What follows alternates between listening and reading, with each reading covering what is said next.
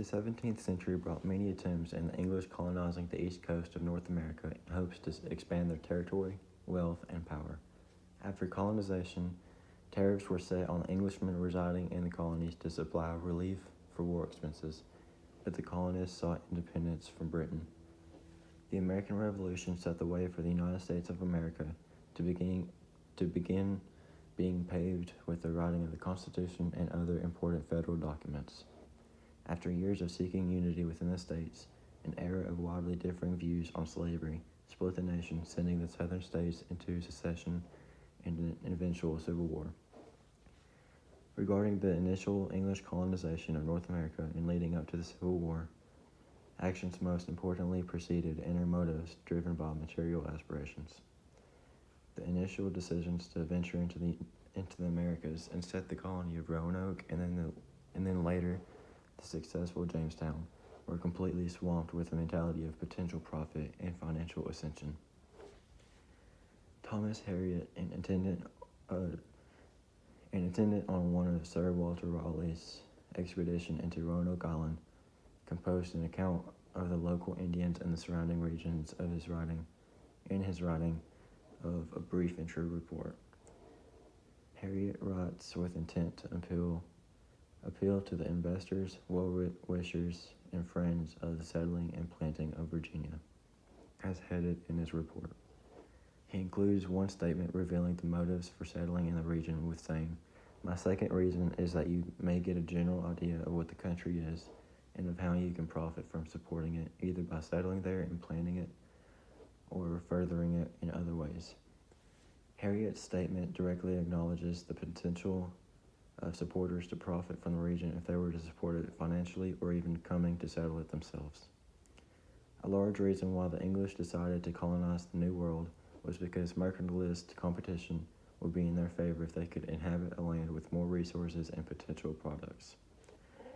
The acknowledgement of profiting cannot be mistaken as anything other than the acquisition of material goals as means of wealth. The colonists' reaction to the tariffs set materials by Britain in order to relieve war debt is a primary factor in understanding material goals was important in shaping the United States. The Townshend Acts were tariffs set on material goods such as glass, lead, paper, paint, and tea in order to raise revenue to pay off war debt from the French and Indian War. The colonists did not have a light reaction to the matter. They instead threw boxes of tea overboard, denominating the Boston Tea Party. The colonists were infuriated with the taxation of the materialistic goods that they commonly bought and used, to the extent that they protested and triggered the uprising within the colonies to eventually declare independence.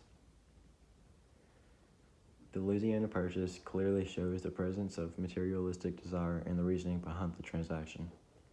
President Jefferson did not want Napoleon Bonaparte to revive the French Empire in New Orleans, so he took every measure to ensure Bonaparte did not get it. After a couple of disputes, Bonaparte gave up on the matter and sold the territory to Jefferson for $15 million.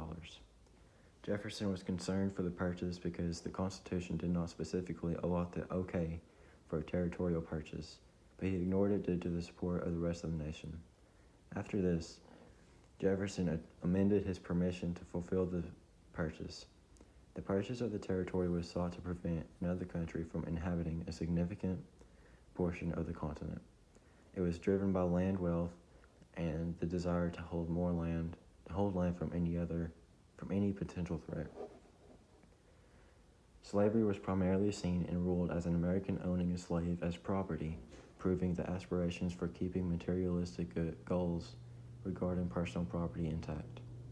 In plantations across the country, property owners owned slaves to work and cultivate their land as cheap labor. Cotton was the largest traded good that brought the American economy to new heights. It stimulated it and set a promising future for the industry. Enslaved African Americans were able to produce higher quality cotton for a cheaper price, plus cheap labor, causing the surge in production and marketing.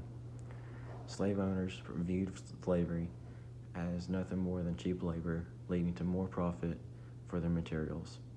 Slavery was the driving factor in the split in the United States, ultimately directing the country towards the Civil War beginning in 1861.